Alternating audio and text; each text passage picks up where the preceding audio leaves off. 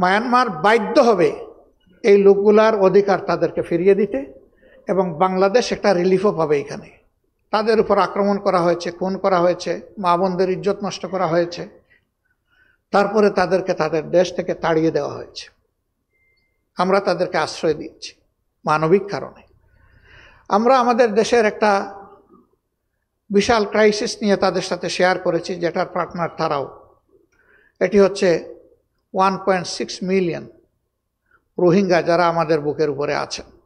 তারাও মানুষ, আমাদের মতো মানুষ, আমাদের মতো তাদেরও একটা ঠিকানা ছিল। তারা সেখানে খেয়ে বেঁচে চলছিলেন, কিন্তু দুঃখজনকভাবে অত্যন্ত অমানবিকভাবে তাদের উপর আক্রমণ করা হয়েছে, খুন করা হয়েছে, মা বোনদের ইজ্জত নষ্ট করা হয়েছে, তারপরে তাদেরকে তাদের দেশ থেকে তাড়িয়ে দেওয়া হয়েছে।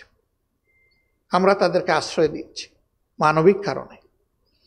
কিন্তু বাংলাদেশ এমনিতেই একটা বিপুল জনসংখ্যার দেশ।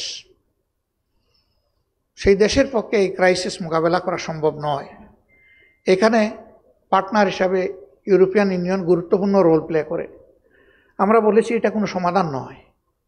তাদেরকে কিছু ফুড সাপ্লাই দিলাম, কিছু ট্রিটমেন্টের ব্যবস্থা করে দিলাম, অতি নগণ্য কিছু শিক্ষার ব্যবস্থা করে দিলাম, আর টেম্পোরারি শেডের নিচে তাদেরকে গাদাগাদি করে আশ্রয় দিলাম। এটা অনেকটা কনসেন্ট্রেশন ক্যাম্পের মতো। এটি মানবিক জীবন নয়, এ জীবন অমানবিক। এর সমাধান হচ্ছে তাদেরকে তাদের দেশে সম্মান এবং সিকিউরিটির সাথে ফিরিয়ে দেওয়া। এটি বাংলাদেশ একা পারবে না। এখানে ইন্টারন্যাশনাল কমিউনিটির সহযোগিতা লাগবে বড় মাত্রার। আমরা তাদেরকে বলেছি যে উদ্যোক্তা হয়ে আপনারা ভূমিকা নেবেন, আমরা আশা করি। জাতিসংঘ এবং বিশ্বের বিবেকবান দেশগুলোকে সঙ্গে নিয়ে আপনারা আমাদের পাশে দাঁড়ান। যদি ইউনাইটেড এফোর্টস এই ব্যাপারে থাকে, মায়ানমার বাধ্য হবে এই লোকগুলার অধিকার তাদেরকে ফিরিয়ে দিতে, এবং বাংলাদেশ একটা রিলিফও পাবে এখানে। তবে এই খেদমতের সুযোগ পেয়ে আমরা বিরক্ত নই, বরঞ্চ আমরা আল্লাহর শুকরিয়া আদায় করি যে আমরাও নির্যাতিত জাতি, কাজেই মজলুমদের দুঃখ মজলুমরাই বুঝে। এই যে মজলুমদেরকে আমাদের বুকে আমরা আশ্রয় দিতে পেরেছি, এই জন্য আমরা আল্লাহর শুকরিয়া আদায় করি।